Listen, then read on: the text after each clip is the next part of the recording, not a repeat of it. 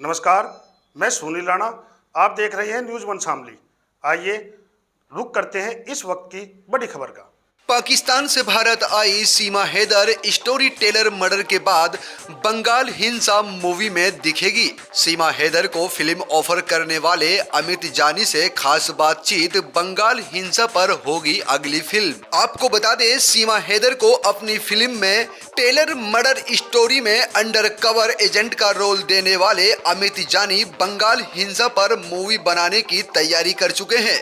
राजस्थान चुनाव से पहले कन्हैया लाल सामूहिक हत्याकांड पर बनी tailor murder story film release होगी। जानी जी ने ऑफर दी है मुझे, तो वो मैं एक्सेप्ट करूंगी, और पहले क्लीन चिट आ जाए उसके बाद। जी सर, धन्यवाद। हमारी मूवी पे हमारा काम बहुत पहले से चल रहा है। राजस्थान में कन्हैया लाल साहू जी की हत्या हुई थी पिछले साल, और वो विवाद की जड़ जो है उस हत्या की, वो है ज्ञानव्यापी का विवाद। ज्ञानव्यापी में शिवलिंग का बरामद होना, फिर कुछ लोगों द्वारा कहना फुवारा है, उसके बाद में नुपुर शर्मा का बयान, उसके बाद में पैगंबर विवाद, फिर स्वतंत्र सिद्धवा का नारा, और उसमें कन्हैया का गला कट गया। तो उस समय चार्जशीट जब दाखिल की, मतलब राजस्थान पुलिस ने 2 लोग गिरफ्तार किया था जो दुकान में जाके गला काट के आए थे, लेकिन एनआईए ने केस को टेकअप कर लिया और कहा 2 नहीं 11 थे। पाकिस्तान में साजिश हुई, आतंकवादी कैंप में 2 लोग पाकिस्तानी उसमें नेम्ड है चार्जशीट में। तो वहां से हमारी स्टोरी शुरू होती है। हमने उस दिन निर्णय ले लिया था कि हमें मूवी बनानी है इस मुद्दे पे, ताकि पूरे देश को हम दिखा सकें कि राजस्थान सरकार में हम सुरक्षित नहीं है, आज के परिवेश में हम सुरक्षित नहीं है। इसलिए मैंने ए टेलर मर्डर स्टोरी के नाम से फिल्म बनाने का निर्णय लिया, प्रोडक्शन हाउस बनाया, हमारी मूवी बन रही है। अब चूंकि कास्टिंग चल रही थी और हमें अगले महीने जाना है ऑन फ्लोर, तो कास्टिंग में हमें एसपी का किरदार चाहिए, डीएम का किरदार चाहिए, कन्हैया जी का किरदार चाहिए, सबका किरदार चाहिए अलग अलग। अमित शाह जी का भी, योगी जी का भी, सबका किरदार है उसमें। तो एक हमारा कैरेक्टर है उसमें अंडर कवर एजेंट जो पाकिस्तान के अंदर है और फीमेल है स्क्रीन प्ले के अंदर। हमने सोचा इसको इसको इसको इसको तो हम इसने कास्ट कर ही रहे थे। इतने में चैनल पे खबर चलती है कि सीमा हैदर और सचिन जो है वो रोटी रोटी को दाने दाने को मोहताज, कोई जो है फाइनेंशियल हेल्प नहीं कर रहा और फाइनेंशियल क्राइसिस में है, बर्तन खाली पड़े हैं खाने के। हिंदुस्तानी होने के नाते मैंने विचार किया कि इनकी मदद करूं कि ना करूं। उधर दूसरी खबर चली पाकिस्तान से कि अंजू को मिल रहे हैं गिफ्ट, अंजू को मिल रही है नौकरी, अंजू को मिल रहा ऑफर। तो हमने कहा हम इतने गरीब थोड़ी हैं, मानसिकता से संस्कृति हमारी है अतिथि देवो भव। भले ही वो अतिथि की तरह नहीं आई है, लेकिन जिस तरह से आई है, अब तो हमारे देश में है ना, जेल में भी मुलजिम होता है तो उसको 3 समय खाना मिलता है, तो उनको भी मिलना चाहिए, फंडामेंटल राइट्स भी है किसी के कुछ। तो मैंने जो है उसको ऑफर कर दिया कि तुम मेरी फिल्म में काम करो, लाखों रुपए जो मैं किसी और को दूंगा वो मैं आपको दे दूंगा। इतनी सी बात है। कहीं ना कहीं आप मानते हैं सीमा पर हैदर एजेंट का भूमिका निभा रही है, जैसा आपने बताया। मानते क्या, वो तो हमारी स्क्रिप्ट है, हमारी स्क्रिप्ट में अंडर कवर एजेंट का ही काम करेगी। मेरे को तो पता है, स्टोरी राइटर मैं भारत सिंह जी हैं, और स्क्रीन प्ले जो लिखा है वो जैन सिन्हा ने लिखा है, जिन्होंने इमरजेंसी फिल्म लिखी है इंदिरा गांधी जी पे आ रही है जो। तो इसलिए नहीं दिया है कि वो एजेंट एजेंट कहा जा रहा है उसको भारत में, इसलिए रोल नहीं दिया है। एक्चुअली हमारे पास खाली वही था बस, बाई चांस जो है कोइंसिडेंटली दोनों जुड़ रहे हैं कि ये पाकिस्तानी जासूस है, हमने रोका जासूस बना दिया ऐसा। अभी आपने जिक्र किया सीमा और अंजू का, तो कितना सही मानते हैं इनको, सीमा और अंजू को लेकर? नहीं, व्यक्तिगत जीवन में मैं किसी को टिप्पणी कर ही नहीं सकता हूँ। एक डेफिमेशन भी है भारतीय दंड संहिता में धारा। अमित जी, मेरा मैं, सवाल ये है हाँ, कि सीमा का यहाँ आना और हाँ, अंजू का वहां जाना, उसको लेकर आप क्या कहना चाहेंगे? देखिए अभी सीमा अंजू से पहले भी एक विवाद चल रहा था, ज्योति मौर्य एसडीएम वाला चल रहा था। मैंने किसी के निजी जीवन में कोई टिप्पणी मैं कर ही नहीं सकता हूँ। कोई मुझ पे क्लेम कर देगा, भाई वो वहां क्यों गई, ये यहाँ क्यों आई, सचिन से उसका प्यार क्यों है, अपने पति क्यों छोड़ा, प्यार नहीं था तो 4 बच्चे क्यों हैं, इतने साल क्यों रही, वो वहां पे गई, उसने झूठ क्यों बोला, ये उनकी निजी लाइफ है। मैं एज ए फिल्म निर्माता ये देख रहा हूँ कि मेरे रोल में फिट कौन बैठ रहा है। जो मेरी रेसिपी है, जब मुझे सब्जी बनानी है तो उसमें नमक, मिर्च, हल्दी, लौंग, अजवाइन कहाँ से डलेगी। तो जो मेरी पूरी रेसिपी है, यानी फिल्म है जो ये कन्हैया लाल जी की, उसमें मुझे देखना है कि एसपी कौन बनेगा, हाफिज सईद कौन बनेगा, अंडर कवर एजेंट कौन बनेगा। अब उनका निजी जीवन क्या है, वो हिंदुस्तानी है, पाकिस्तानी है, बांग्लादेशी है, इससे भी फर्क नहीं पड़ता। मारिया खान जो है पाकिस्तानी थी, रईस फिल्म में शाहरुख खान के साथ किरदार कर गई, जैकलिन फर्नांडीज विदेशी है। हमारी तो बहू सोनिया गांधी जी भी विदेशी है, तो इसका क्या मतलब है, कौन देशी कौन विदेशी।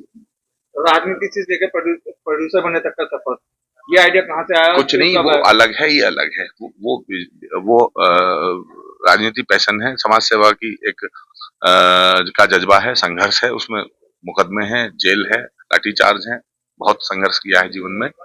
और ये है एक प्रोफेशन कि भाई फिल्म मेकिंग करनी है, वो बात, क्योंकि फिल्में समाज का आईना होती हैं, जो हम राजनीति में नहीं कह पाते दूर तक, फिल्मों के जरिए लोगों तक पहुंचाएंगे। तो मैं भी इसलिए फिल्म अच्छा, बना रहा हूँ। अभी आपका राजनीतिक करियर चल रहा है व्यक्तिगत वैसे? वो तो कभी खत्म होता ही नहीं किसी किस का। पार्टी से आप? राजनीति में मैं समाजवादी पार्टी में 12 साल रहा, फिर शिवपाल यादव जी ने अलग जब दल बनाया प्रसपा, तो फिर मैं उनके साथ आया।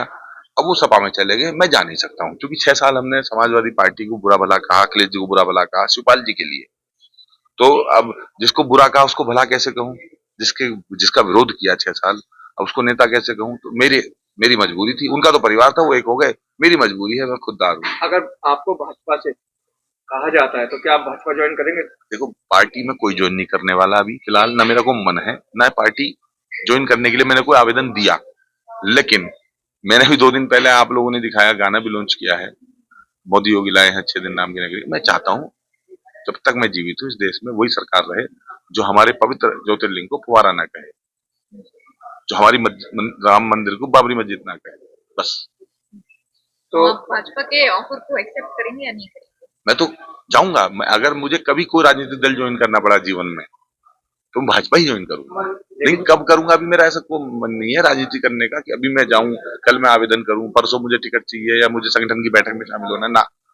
मेरे लिए मेरा राजनीतिक जीवन मैं तभी कामयाब अपने आप को मानता हूँ कि देश में मोदी जी रहे, और जब तक योगी जी उत्तर प्रदेश में है, जब तक योगी जी रहे, तो उसके बाद योगी जी देश के प्रधानमंत्री बने, मेरा सपना बात है। हाँ। अगर आपकी करियर राजनीतिक करियर की, आप सपा में भी रहे या फिर शिवपाल जी के साथ में, लेकिन उस टाइम पे इस पार्टी का तो आपने बहुत विरोध किया है, नहीं, कभी भाजपा नहीं का किया, विरोध किया है। कभी नहीं किया मैंने अपने जीवन में, अपने जीवन काल में समाजवादी पार्टी में रहते हुए भी कभी योगी आदित्यनाथ जी का विरोध नहीं किया, अमित शाह जी का विरोध नहीं किया। इसलिए नहीं किया क्योंकि समाजवादी पार्टी में ही मेरा विरोध इसलिए था कि मैं जब सपा में था, हमारी सरकार थी 2012-17, तो मैं योगी जी से मिलने चला जाता था एज ए सांसद। वो सांसद थे, गोरखपुर चला जाता था, मैं अयोध्या में रामलला के दर्शन करने जाता था। इनको सबको बुरा लगता था क्यों जाता है, तो मेरा विचार इनका कभी नहीं मिला। 2013 का मुजफ्फरनगर दंगा जब हुआ, तो भी मैंने अखिलेश जी को कहा कि क्या कर रहे हो आप, एक तरफा कार्रवाई कर रहे हो, किसी को चार्टर प्लेन से बुला रहे हो स्टेट गेस्ट बना के, किसी को जेल में भेज रहे हो, संजीव बालियान, ये क्या दोहरापन है।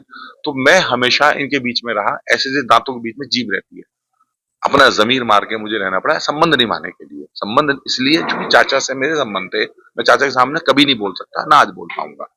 लेकिन जब चाचा अकेले थे तो हम चाचा के साथ थे, अब चाचा परिवार में, तो अब उनको सब कुछ है।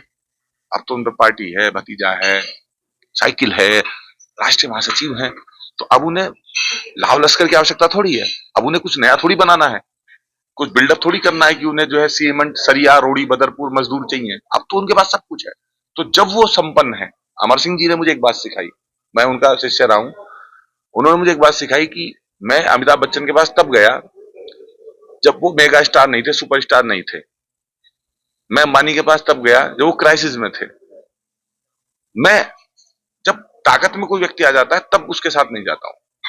अब वो ताकत में है, वो अपने परिवार में खुश हैं, वो हमारे चाचा, हमने एक रिश्ता दिया उन्हें, चाचा शिवपाल, बढ़ते दम तक। वो अगर ये कहें कि अमित ये राज्यसभा तुम्हारे लिए, विधान परिषद तुम्हारे लिए, तुम सभा में आ जाओ, मैं नहीं जाऊंगा, बिल्कुल नहीं जाऊंगा की सूरत में। वो ये कहें अमित किडनी की आवश्यकता है, लिवर की आवश्यकता है, तो मैं देने चला जाऊंगा। मेरा उनसे स्नेह भाव प्यार जितना था उतना रहेगा, लेकिन समाजवादी पार्टी को तो मैं चिमटे से भी छूना पसंद नहीं करता। अमित भाई, मेरा लास्ट सवाल से ये है, सपोज कीजिए अगर आपको एक तरफ भाजपा और एक तरफ चाचा, तो आप किसका हाथ थामेंगे?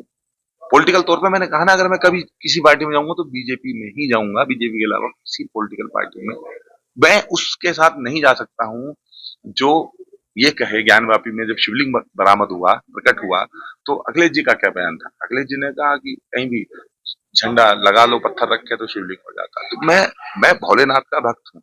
सुबह रुद्राभिषेक करता हूँ सोमवार में, 2 घंटे बैठ के अष्टाध्याय के पाठ करता हूँ। पूरे दिन जो है जब भी समय मिलता है, नमामि ईशान निर्वाण रूपम में रुद्राष्टक पढ़ता हूँ, शिव तांडव पढ़ता हूँ। मैं नहीं, राजनीति सेकेंडरी है मेरे लिए, धर्म पहले।